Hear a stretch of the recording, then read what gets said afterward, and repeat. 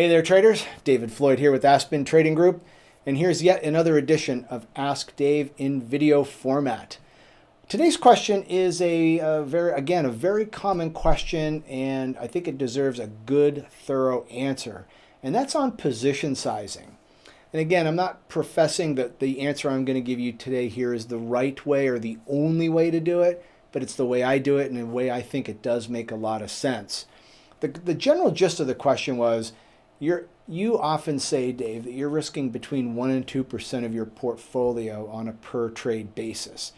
And I think some people get confused with that. They're thinking you're going to risk 1 to 2% on the trade, or you're going to risk 1 to 2%, or you're going to allocate 1 to 2% of your portfolio capital at the trade. It's actually the former. So let's just use a really simple example here. I've got $1 million portfolio. I'm going to risk 1% on the trade. So I'm risking $10,000. Therefore, if I know where my stop loss is, and I know where my entry point is, hopefully you know those two things, you know exactly how to size that trade so that if you're stopped out, your maximum loss is $10,000. And I think it's really important that you use the portfolio value as opposed to your trading account value. So again, a simple example. Let's say you've got $1 million portfolio, but you've got $100,000 in your FX or your stock trading account. If you're only risking 1 to 2% of your capital in the trading account, and then you have a winning trade, you're not going to be moving the needle on your overall net worth. You've got to base your trades, in my opinion, on your complete portfolio value. So you're always risking 1 to 2% of your portfolio value. Now, you might be saying 1 to 2%. Well, how did you arrive at those numbers? Again, personal preference. Some people who are very risk averse, maybe they're risking 0.5%. Other people who are more, aggressive, maybe they're risking 3 to 5%.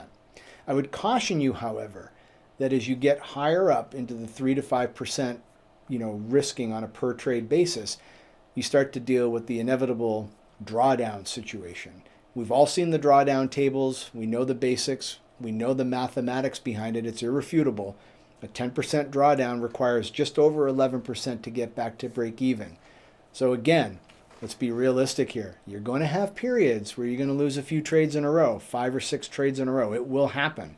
Do you want to be risking 3, 4, 5% per trade and then have a series of 4 or 5 losers? It's a big hole to dig yourself out of. Think twice about what you're looking to risk on a per trade basis. This is a marathon, not a sprint.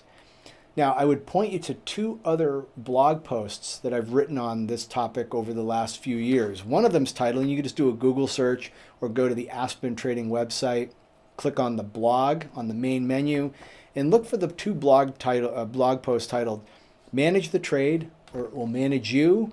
And then the other one is Trading Drawdowns, a practical overview. Those will further enhance with some examples what I discussed in today's video.